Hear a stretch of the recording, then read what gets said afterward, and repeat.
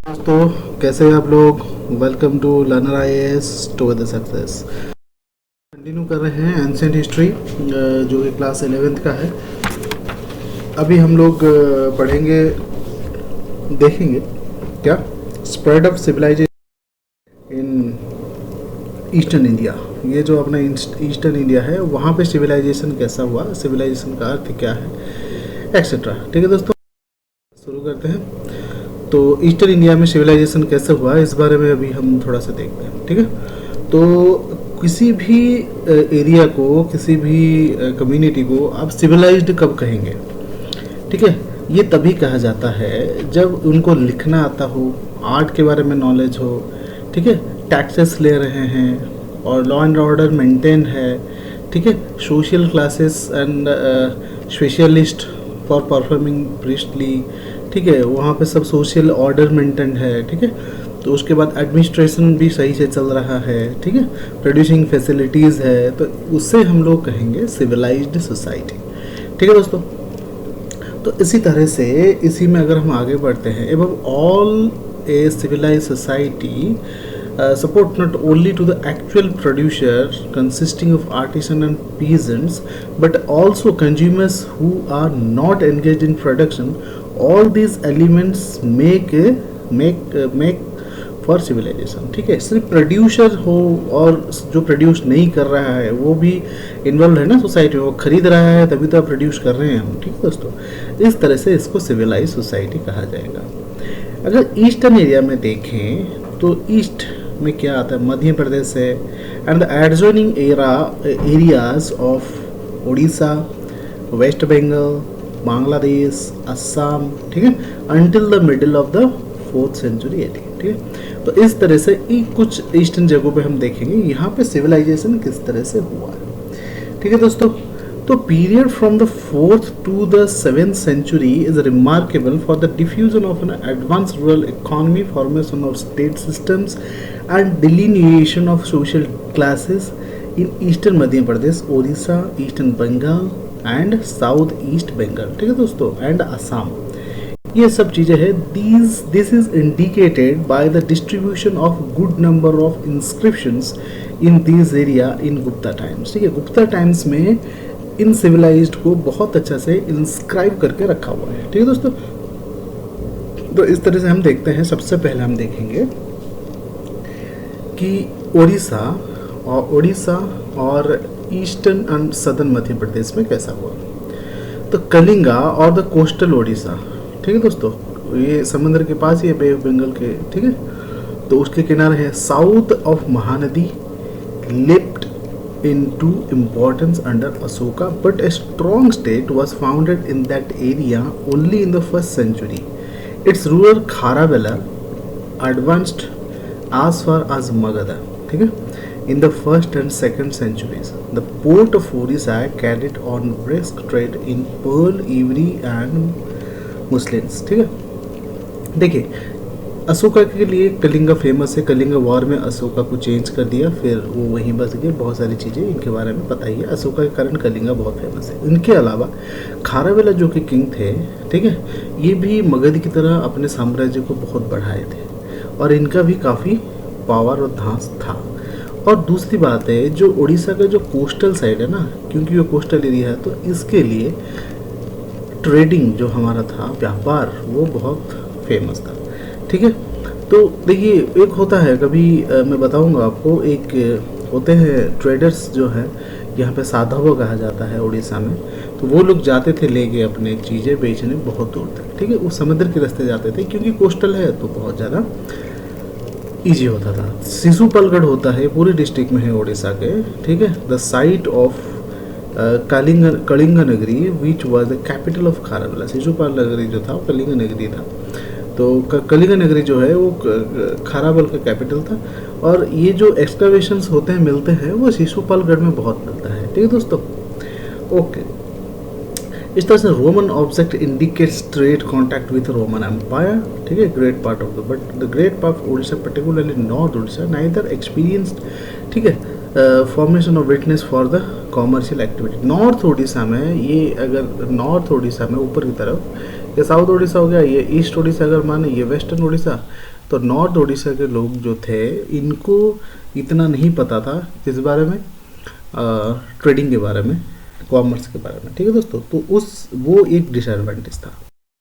Okay, Samudragupta, तो यहाँ पे अगर हम देखें, they cover the part of the north western Orissa from the second half of the 4th century to 6th century। Several states were formed in Orissa, ठीक है दोस्तों।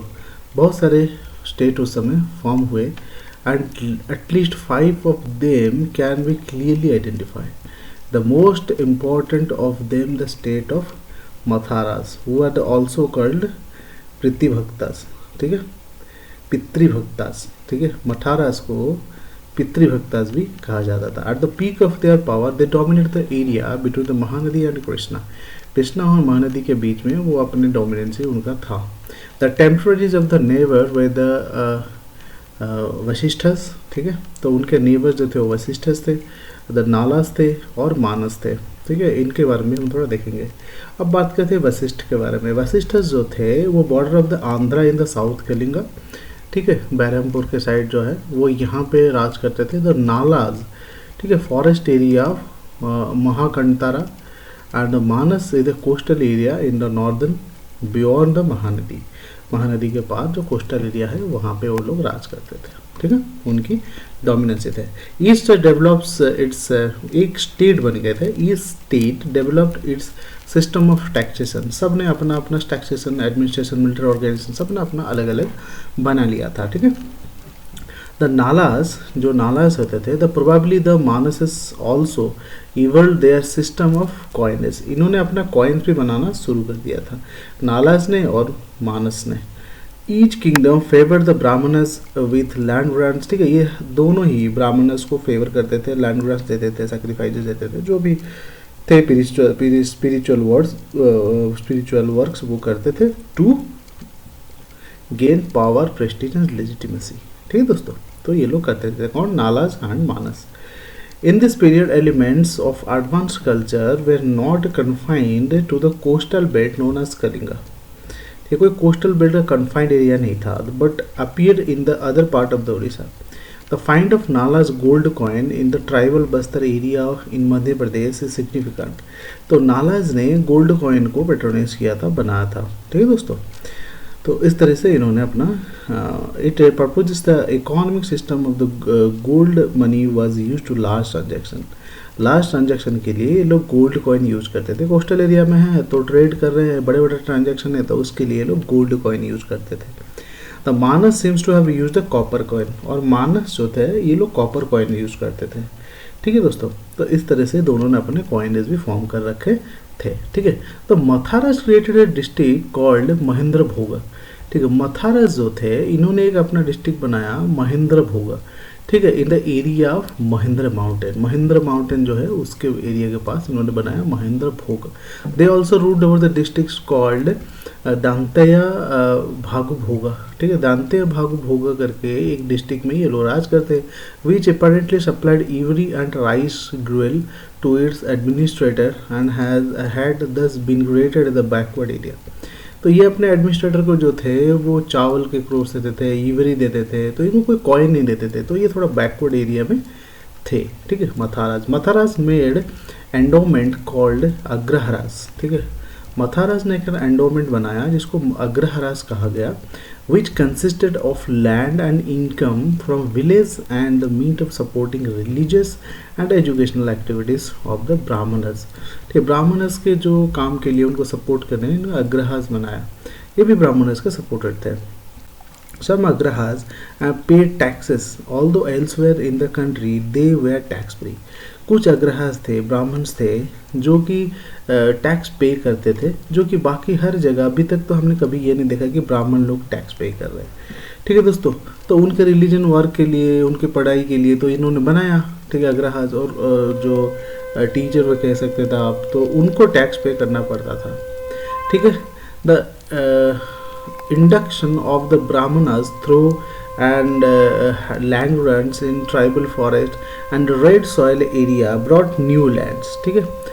तो कुछ ट्राइबल एरिया में क्या होते थे, फॉरेस्ट को काट के जो रेड सॉइल था उसके एरिया में फॉरेस्ट वॉरेस्ट काट के ये लोग कुछ और एग्रीकल्चरल एरिया अपने अंदर मिला लेते थे, तो अपना काम जो इकोनॉमिक वर्क है वो लोग करते थे। ठीक है दोस्तों, इस तरह से मठाराज अपना काम करते थे।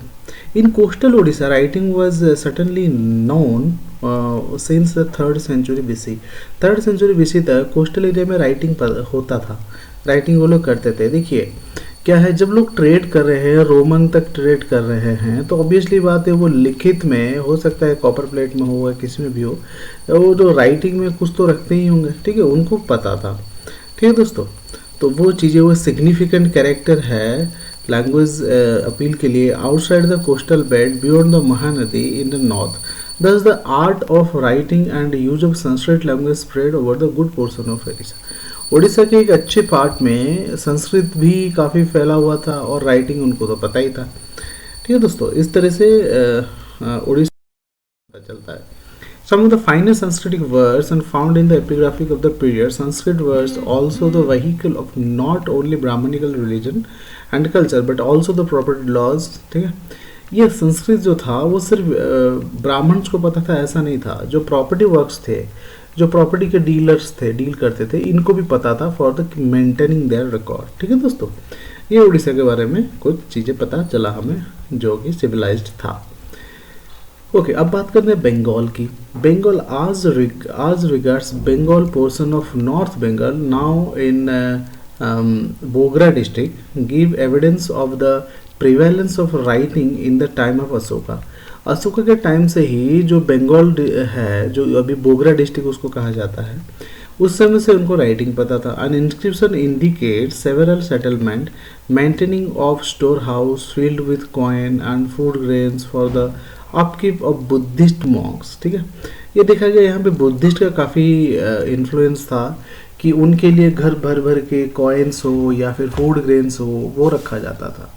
ठीक है दोस्तों, बंगाल में क्लियरली अब the local peasants were position to spare part their produce for paying taxes and masking gifts. तो पीजेंट्स थे, वो टैक्स देते थे और गिफ्ट भी देते थे। Further people of this area new Prakrit professional Buddhism. ठीक है, आगे चल के इनको बुद्धिज्म के बारे में पता चला, जो कि उनको प्रकृति लैंग्वेज भी पता थी, वो प्रकृति और ब्राह्मी लिपि में लिखते थे। ठीक है दोस्तों, इस तरह से उनको राइटिंग भी पता था। ठीक है, पीजेंट्स थे, एग्रीकल्चर करते थे, टैक्स देते थे, टैक्सेशन के बारे में भी पता था। ठीक है दोस्तों, तो in about the middle of the 4th century a king will title आज महाराजा। ठीक है, वहाँ के किंग जो थे उनको टाइटल महाराजा दिया था in Pokhran on the Damodar in Bankur district. ठीक है, यहाँ पे जो किंग था उसको महाराजा बोला गया। He knew Sanskrit and was devotee of the Vishnu. वो संस्कृत जानते थे और विष्णु के भक्त थे, वैष्णव थे। Worship the possibly granted village. Worship भी फॉर वर्शिप भी इन्होंने ग्रांट किया था, गाँव में पूजा पाठ कर सकते हो। ठीक है, इस तरह से बंगाल में भी लिखाई पढ़ाई संस्कृत और प्रकृति जो है वो दोनों लैंग्वेज थे। The Gupta governor seems to have become the independent after. Gupta ने जो गवर्नर अपने अपॉइंट किए थे वो धीरे धीरे 550 BC तक AD तक इनका ये लोग इंडिपेंडेंट हो गए थे। ठीक है, a portion may have been seized by the ruler of Kampura local vassal prince called Samanta Maharaja. ठीक है, वो सामंत थे, फिर अपना महाराजा बना दिया। ठीक है दोस्तों, इन्होंने लोकली अपना राज करना शुरू कर दिया। ऐसे बहुत सारे आपको मिलेंगे, जैसे कि known as the Gaur with the independent state ruled by Shashank. ठीक है, तो एडवर्सी ऑफ हर्ष का दुश्मन, मतलब उसी के साथ विरोधी था। For the century of 432 to 33, we notice a series of lands and document record in the copper plate। इस समय हमें बहुत सारे कॉपर प्लेट में लैंड रिकॉर्ड्स मिलते हैं, कौन किसी को ग्रांट में दिया है, कौन किसी को बेचा है, एक्सेट्रा। ठीक है, इन पुंद्रवर्धन भुक्ति में हमें ये which covered almost the whole of the north Bengal, most of the Bangladesh. ठीक है, पूरा नॉर्थ बंगाल इसमें है, काफ़ी बांग्लादेश में देश का काफ़ी एरिया है। ठीक है, इसमें उसका लैंड रिकॉर्ड्स मिलते हैं हमें ऑन कॉपर प्लेट्स। ठीक है, दिनार होता है क्या, पिछली बार भी हमने देखा, पिछले चैप्टर में भी इसको गोल्ड कॉइन को दिनार कहा जाता था यहाँ पे। ठीक है दोस्तों, the land transaction shows the involvement of leading scribe merchants artisan. तो इसमें ये लोगों का बहुत जिसके पास पैसा होगा वो तो लैंड बिजनेस करेगा, वरना कैसे कर पाएगा। ठीक है दोस्तों, तो उसमें इन लोगों का इन्वॉल्वमेंट मिला। चलिए, तो deltaic portion of the Bengal formed by the Brahmaputra are called Samanta, Samatata. ठीक है, दो ब्रह्मपुत्र से जो डेल्टाइक पोर्शन फॉर्म हुआ बंगाल का उसको समताता कहा जाता है, which was made for the acknowledge the authority of the Samudragupta in the 4th century. ये समुद्रगुप्त के अथॉरिटी में आता था 4th सेंचुरी में। ठीक है, cover south east Bengal. Okay, a portion of this territory was the populated with the important enough to attract the attention of the Gupta concord, but possibly it was not ruled by the Brahmanas princes and consequently it neither used Sanskrit nor adopted the Varna system, as were the case of North Bengal. From the about AD 225 onwards, the area came to have the fairly organized state covering Samata and portion of the Vanga, which was the western mountain called the Kingdom of Samata. ठीक है, तो ये जो area था इसको गुप्ताज ने अपने तरफ मिलाने की कोशिश की, बट अनफॉर्चुनेटली यहाँ पे ना ही संस्कृत बोलते थे, ना ही प्रकृति था, ना ही वर्ण सिस्टम था, कुछ नहीं था, तो उनको यहाँ पे सक्सेस नहीं मिला। जो सामता थे यहाँ पे जो ब्रह्मपुत्र के डेल्टा में, इन्होंने धीरे धीरे करके पूरे एरिया को इन्होंने अपने अंदर कर लिया। ठीक है, कॉल्ड जो किंगडम ऑफ सामता और भंगा, ठीक है, भंग भी कहा जाता था और सामंता किंगडम भी कहा जाता था। Samanta Haradeva issued a good number. ये जो साम हरदेवा थे, सामंता किंग जो थे हरदेवा, ठीक है, इन्होंने अच्छा खासा जो है गोल्ड कॉइन इशू किया। ठीक है दोस्तों, in addition to this state in the 7th century we come across the state of Khadgas. ठीक है, खड़गास भी आते हैं उसके बाद। ठीक है, लिटरली सॉर्ड मैन। ठीक है, खड़ग मतलब होता है सॉर्ड, खड़गास मतलब जो सॉर्ड पकड़ते हैं। ठीक है, ढाकास के पास, ढाका एरिया में ये देखने को मिला हमें। तो ये ब्राह्मण फ्यूडरी था called Lokanath and that of the Ratas both the Comilla area. All these princes south east and central Bengal issued land grants in the 6th and 7th century. Agrahas को दिया जाता था। ठीक है, Odisha king they also created agrahas, मतलब जो ब्राह्मण्स थे उनके लिए इन्होंने अपना वो कर रखा था, इंतजाम कर रखा था। ठीक है दोस्तों, a physical and administrative unit called Danda Bhukti was formed in the border area between the Bengal and Odisha. Bengal और ओडिशा के बॉर्डर में एक दंड भुक्ति करके क्रिएट किया गया। दंड का मीन्स होता है पनिशमेंट, भुक्ति का मीन्स होता है एंजॉयमेंट। इसका मतलब क्या था, इट मीन ये पनिशमेंट के लिए और दंड, पनिशमेंट के लिए और एंजॉयमेंट के लिए जो भी है, ये लोग एक बनाए ऑर्गेनाइजेशन की तरह, उसको कहा जाता है दंड भुक्ति। ठीक है, या एक यूनिट है, एक ग्रुप है। ठीक है, इस तरह से उन्होंने बनाया। वर्धमान भुक्ति जो था, this was the true of Vardhaman Bhukti Burdwan of which the here of the 6th century in which south east Bengal is in the Faridpur area 5 plots of land granted for the Buddhist monastery where the waste and the waterlogged paying no tax। ठीक है, इन्होंने बनाया था। 200 Brahmanas were given a large area in the communal district within the forest region full of deers, boars। ठीक है, इस तरह से इन्होंने बहुत सारी चीज़ें ब्राह्मण्स के लिए किया और दिया भी। The 2 centuries from about the middle of the 5th appear to be the very momentous in the history of Bengal. They saw the formation about the half dozen of states, some large and others small, some independent and other feudatory। ठीक है दोस्तों, तो इस तरह से काफ़ी states यहाँ पे बने, हाँ, डजन स्टेट्स बने। ठीक है दोस्तों, तो यहाँ पे देखिए नॉर्दर्न बंगाल यहाँ पे था। Cultural contact with the Gupta empire stimulate the spread the civilisation in the eastern zone. ठीक है, अब गुप्ता के साथ जुड़ने के बाद, गुप्ता एम्पायर के साथ, तो कल्चरल सिविलाइजेशन होने लगा था। North Bengal and north Odisha so came under Gupta rule. ठीक है, ये बाद में चल के फिर गुप्ता रूल के अंडर आगे खारावलों को हरा के समुद्रगुप्त ने गुप्ता रूल पर ओडिशा पे कब्जा कर लिया। तो इस तरह से in other area of the region Gupta association interfere in the Gupta. ठीक है, गुप्ता इंस्क्रिप्शन है, इंस्क्रिप्शन से वो सब इंटरफेयर होने लगा। In Bengal new state were formed by feudatories who maintained a good number of the elephant, horse, boats, etc. Obviously, they collected regular taxes from the communities, maintained the professional armies. Okay, जो लोग professional army रखे हुए थे उनसे tax लिया जाता था। Large scale writing use Sanskrit formation Warner society. तो बहुत सारे संस्कृत लिटरेचर दिखाया गया जिसमें वर्ना सोसाइटी का जिक्र होता है। Use of gold coin with which it could purchase the, अच्छा खासा गोल्ड कॉइन यूज होता था टू लार्ज ट्रांजैक्शंस। ठीक है दोस्तों, ठीक है दोस्तों, आयरन प्लॉट्स, एग्रीकल्चर, पैडी का कल्टीवेशन, ये सब चीज़ें धूमधाम से हो रहा था। तो इसके बाद क्वालिटी ऑफ शुगर केन, ये सब होने के बाद स्टेट काफ़ी फल फूल रहा था। Okay, A connected narrative of the prince and dynasty and their feudatories revolving around the sensual power cannot be prepared. Okay, तो ये सब चीज़ें होता रहता था। The decline and the fall of the Gupta Empire therefore coincide with the considerable progress of the outlying region. तो decline होने का रीज़न भी एक कह सकते हैं आप, जो एडिशंट स्टेट्स थे वो काफ़ी डेवलप कर रहे थे, तो वो डिक्लाइन होने लगा गुप्ता अम्पायर। ठीक है, पार्ट ऑफ द छोटा नागपुर प्लेटू, ये सब चीज़ें हमें यहाँ पे देखने को मिलता है। ब्रह्मपुत्र वाशी में कई सारे एक्सर्वेशन होते हैं और हमें प्रूफ भी देखने को मिलता है। ओके दोस्तों, तो इस तरह से हमने देखा कैसे फॉर्म हुआ, स्प्रेड सिविलाइजेशन कैसे स्प्रेड हुआ। ओके, तो मुझे लगता है ये अच्छा खासा लिंक बना के दिया है कैसे उड़ीसा से बाकी सब से गुप्ता पीरियड से ऐसे सिविलाइजेशन स्प्रेड हुआ।